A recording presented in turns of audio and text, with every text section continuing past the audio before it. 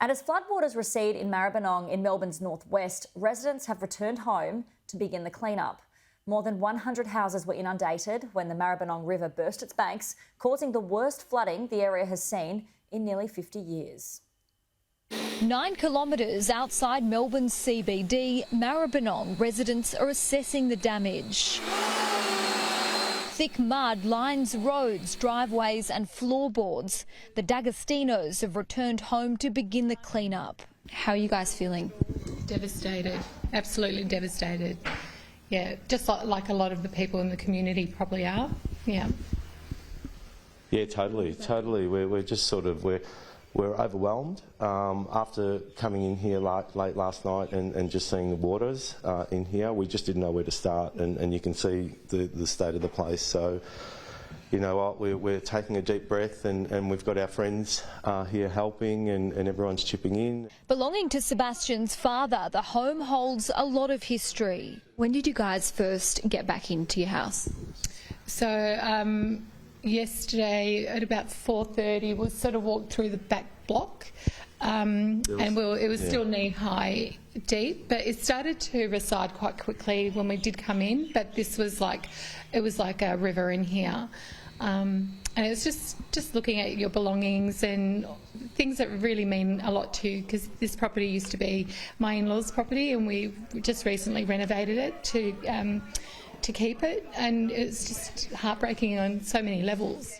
Across the road on Clyde Street, Kristen and Glen are also beginning the clean-up. Right this second I'm really emotional and upset because it's my first time being back, whereas Glen got to come back yesterday afternoon, so I was really teary walking in just to see the damage. It was much worse than I could have ever imagined. So yeah, I suppose right now I'm feeling sad and also really angry. When the Maribyrnong River broke its banks and inundated their home, it destroyed treasured items such as old photos and their children's favourite toys. Kristen and Glen are frustrated they weren't given more warning to evacuate.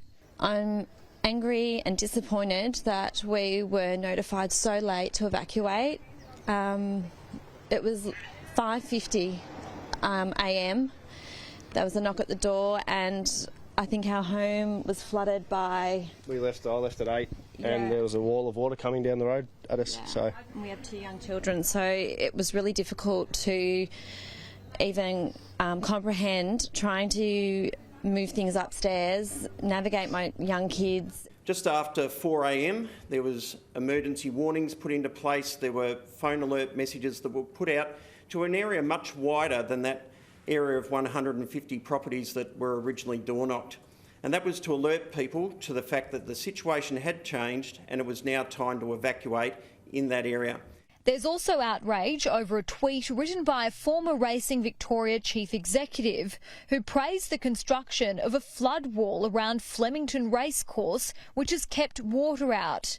It was labelled tone deaf and has since been deleted. Whether that has contributed to some of the flooding is something probably that we will need to refer to Melbourne Water to talk through how that plays out hydrologically.